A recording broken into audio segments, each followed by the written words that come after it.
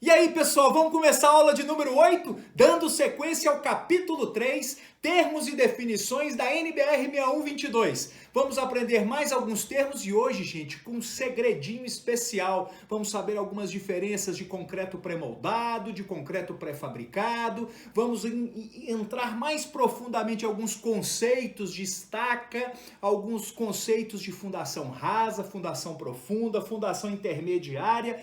Vem comigo nessa aula que vocês vão gostar muito! Bom, pessoal, vamos começar agora a nossa oitava aula da NBR 6122, onde estamos agora no capítulo 3, termos e definições, explicando passo a passo, item a item da norma, né?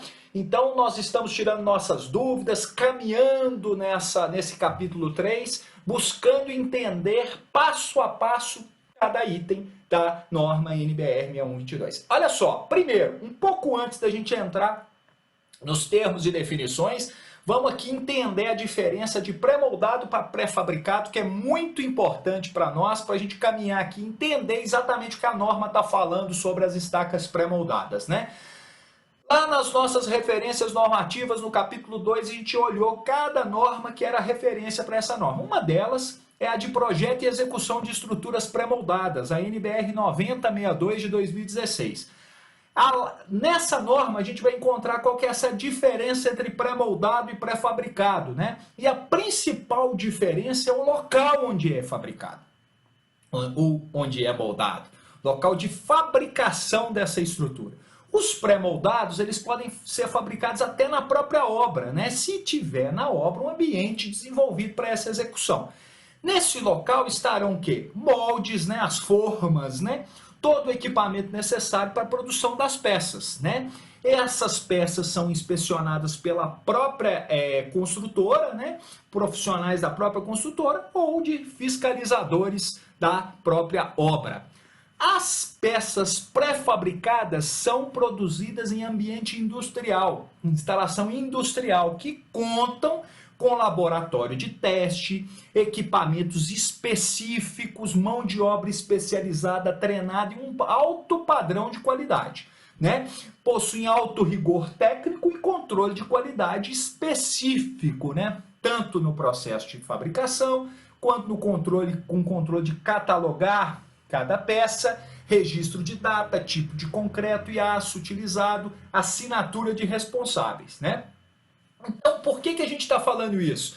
Lá na norma 6122, no item 3.22, estaca pré-moldada ou pré-fabricada de concreto, ela fala o seguinte, ó, estaca constituída de segmentos de pré-moldado ou pré-fabricado de concreto, introduzida no terreno por golpes sucessivos de martelo de gravidade, de explosão hidráulico ou vibratório. A gente já tinha falado na aula anterior sobre as estacas metálicas, sobre o martelo vibratório.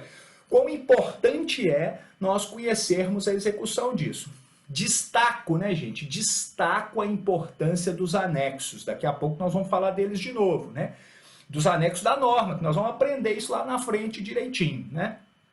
Para fins exclusivamente geotécnicos, não há distinção entre estacas pré-moldadas e pré-fabricadas. Então, para efeito dessa norma 6122, vamos denominar essas estacas como pré-moldadas. Isso é uma facilitar esse conceito na hora que a gente estiver caminhando pela norma, né? Foi importante a gente destacar essa diferença entre uma e outra, né, do processo executivo, para a gente entender isso bem, mas geotecnicamente não há diferença e a gente vai seguir chamando de pré-moldada, tá? Aqui algumas fotos mostrando algumas estacas pré-moldadas, as suas seções vazadas, seção cheia, né? Isso vai ser importante depois, na hora que a gente vier lá no anexo falando de especificações e num segundo momento, um outro curso, quando a gente vai aprendendo a calcular, nós vamos estar falando essas questões de vazada e seção maciça. Aqui está mostrando o bate-estaca, mostrando a execução dessa estaca, né? Só alguns detalhes. Que nós vamos destacar no anexo E. O anexo E vem lá na frente, no final da norma nós vamos falar dos anexos, que vão ser as especificações de cada tipo. Destaque aqui agora, né, para as emendas, né? Não tem como deixar de falar sobre as emendas desse tipo de estaca, né? Os anéis, as soldas, né? Isso é importante lembrar que existe que eu tenho segmentos de tamanhos diferentes, dependendo do comprimento que eu preciso para estaca, eu preciso realizar essas emendas, né? 3.23, estaca raiz, anexo K. No anexo K nós vamos estudar melhor estaca raiz, mas o que fala agora como definição?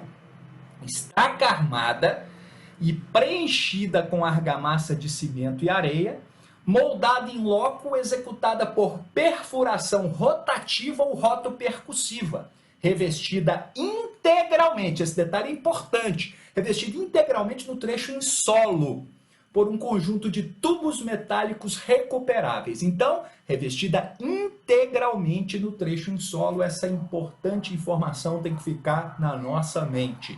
Mais uma foto aqui destacando, né, o processo executivo aqui da estaca raiz, que nós vamos ver melhor destacado no anexo K. Né? Aqui a introdução da argamassa, né, injeção da argamassa, mostrando para nós aqui. Estaca Strauss, anexo G. Anexo G nós vamos entender melhor as especificações desse tipo de estaca. Estaca Strauss é uma estaca executada por perfuração do solo com uma sonda ou piteira e revestimento total com camisa metálica, realizando-se gradativamente o lançamento e apiloamento do concreto à medida que a gente vai tirando esse revestimento. Uma foto aqui desse tipo de estaca, mostrando exatamente o nosso pilão, a nossa piteira, né? Mostrando aqui o processo executivo, o tripé da estaca Strauss. Então eu tenho escavação com revestimento, lembrando, anexo G, nós vamos explicar isso melhor. Aqui é termos e definições para a gente entender o resto da norma, né? Para não ficar vendido. Que tipo de estaca que é essa, Cristian? Então você já tem uma noção do que é. Você não sabe tudo, você não é um grande especialista nessa estaca ainda. No anexo G nós vamos aprender isso aí. Escavação com revestimento total, concretagem com apiloamento do concreto à medida que eu tiro o revestimento, depois colocação da armadura, finalizando a minha estaca. 3.25, que vai estar lá no anexo L, ó, estaca trado vazado segmentado, hollow auger, estaca moldada em loco, a fotozinha dela aqui, tá, gente? Estaca moldada em loco mediante a introdução no terreno por rotação de um trado helicoidal constituído por segmentos de pequeno comprimento, 1 metro e meio, mais ou menos, né?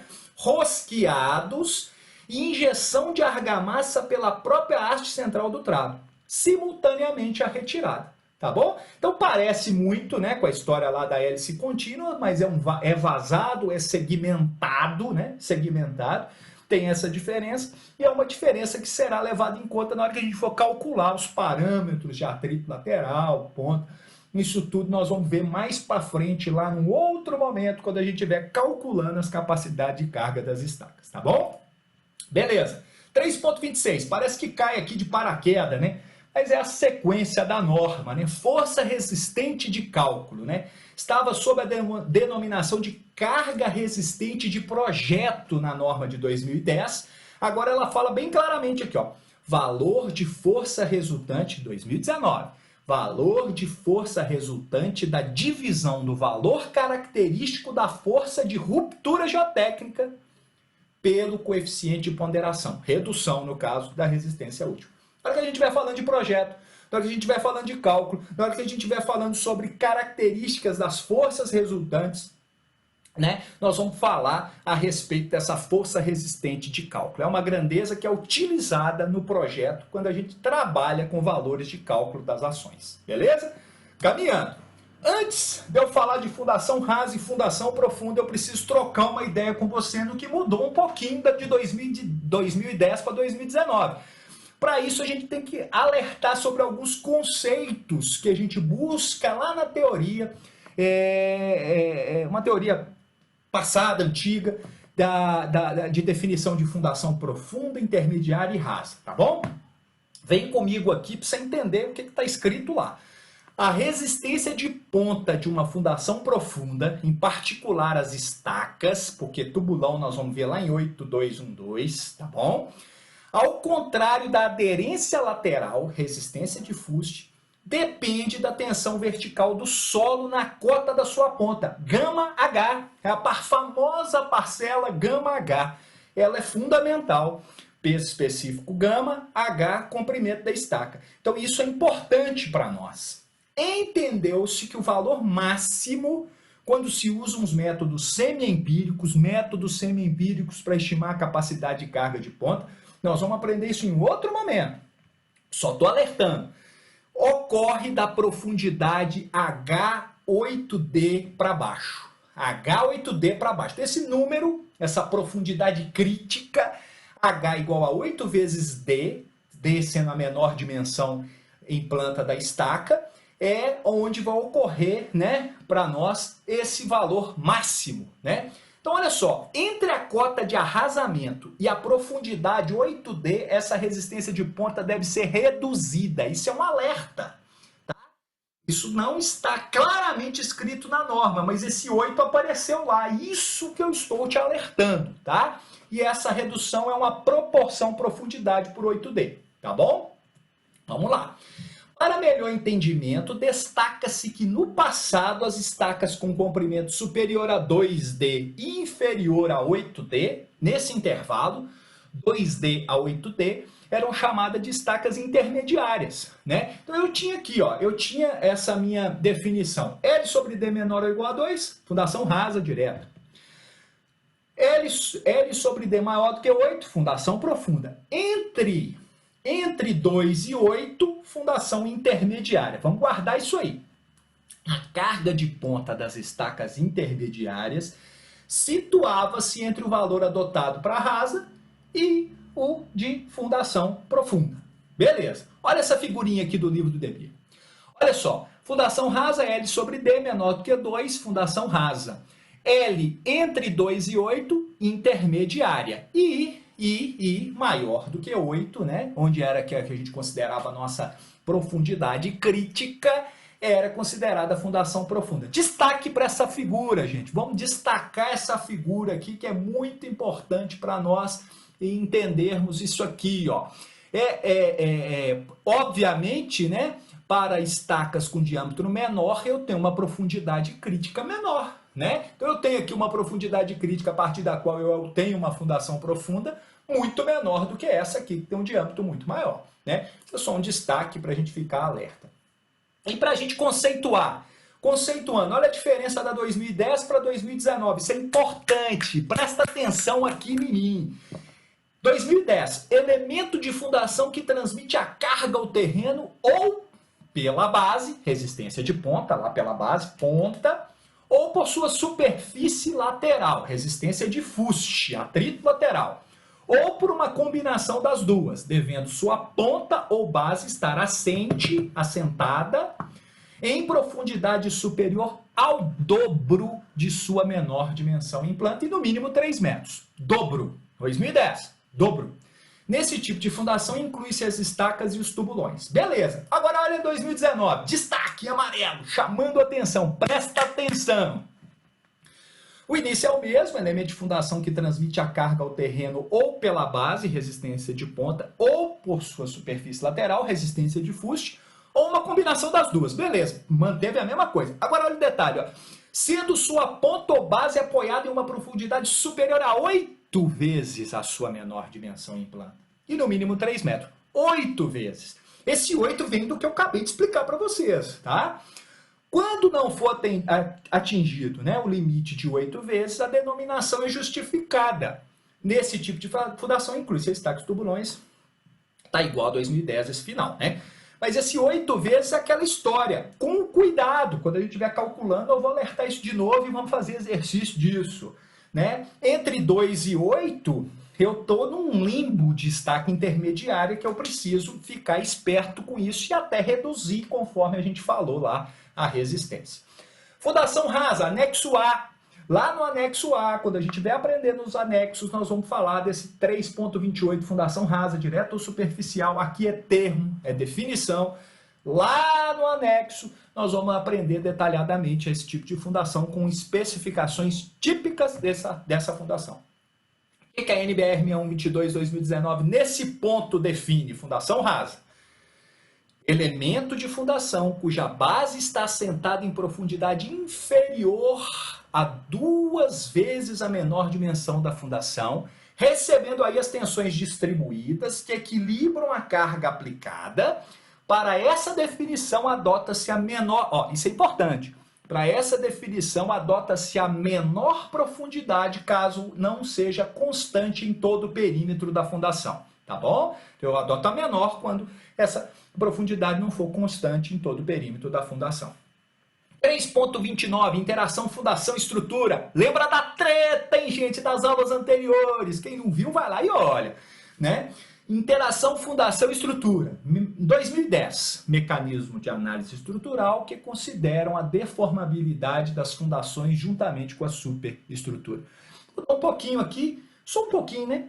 Processos de análise estrutural, 2019, que consideram conjuntamente as deformabilidades das fundações e da superestrutura. Lembra do que é fundação, né, gente? Fundação não é só a estrutura de concreto, de aço, de madeira, o que for. Ela é um conjunto, é aquela estrutura e o solo impactado na sua redondeza, né? Isso é importante. Terminamos a 8ª aula. Vamos divulgar essas aulas gratuitas aos nossos colegas, a quem a gente conhece. Vamos indicar, vamos dar um like aí, deixar o seu like para a aula, inscrever no canal, juntar mais gente para a gente poder divulgar esses conceitos, pessoal. A nossa ideia desse canal é aprender tintim por tintim a NBR 6122 de 2019 e divulgar a engenharia. Contem comigo no que precisar, deixe a sua pergunta, mande a sua mensagem, eu estarei disponível tanto aqui no meu Instagram como no canal do YouTube para responder todas as perguntas. Contem comigo e até a próxima aula. Um abraço! E aí, pessoal, gostaram dessa aula de número 8? Espero que tenham gostado. Vamos dar sequência, já estamos na aula 8, hein, pessoal? Por favor, divulguem o canal, dê um like, passe essa informação para os outros amigos, colegas de profissão. Vamos divulgar para vencermos esse desafio de divulgar conhecimento, tá bom? Até a próxima aula. Um abraço!